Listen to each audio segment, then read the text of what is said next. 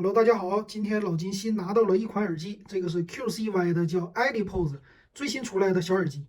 这个耳机先来看这个外观，盒子这次做的比较的好看的，像一个小圆蛋的造型，摸起来是磨砂的手感。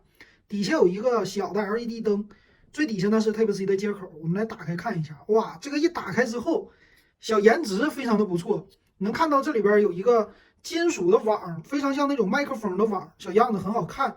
再来这边转一下子，你看像谁？哎，是不是最新款的耳机，对吧？很像啊，样子非常的好看。而且呢，它打开之后啊，两个这属于是半入耳的耳机嘛。我们看一下这个颜值，你戴在耳朵上，你看一看这颜值怎么样？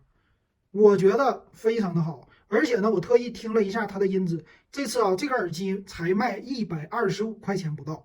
但是它的音质啊，我刚才连接我的苹果的 Apple Music 之后，我一听，呵，这低音效果啊，可100多块钱不止啊，太好了啊！然后现在苹果手机啊，我这个用的是 iPhone，然后呢，它现在也有弹窗了，而且也能检测左右耳的这个电量，因为用的是一个 QCY 自己的 APP，加上 APP 以后就可以了。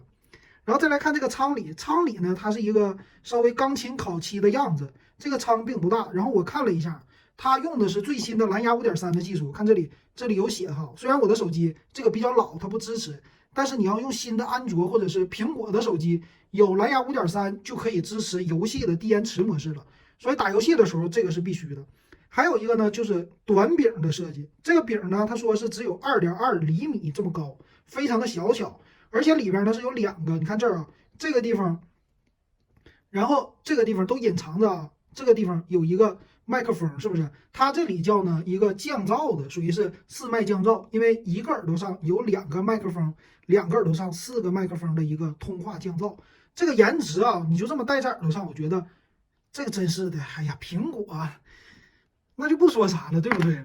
那我这里有一个苹果的二代啊，现在反过来，咱们就因为我没买最新的苹果嘛，咱们就拿这个二代，你跟它比一比，你看看这个颜值，你就知道了。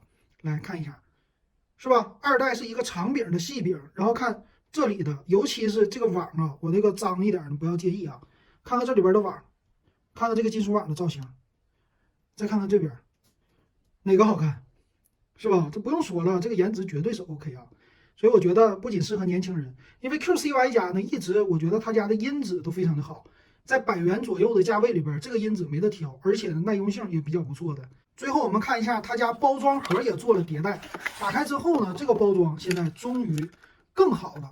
这是老款的啊，你看后边底下它是直接带这些配件的，是吧？咱们来看看新款的包装，这是它的。打开包装之后，你底下的那些东西终于露不出去了，为什么呢？这俩是一样的吧？但是后边给你加了一个底壳，把这个底壳打开之后才是你的配件，是不是迭代出来效果更好啊？所以这就是用心的地方。所以为啥老金觉得 QCY 比较不错呢？就是因为这一点，他用心了。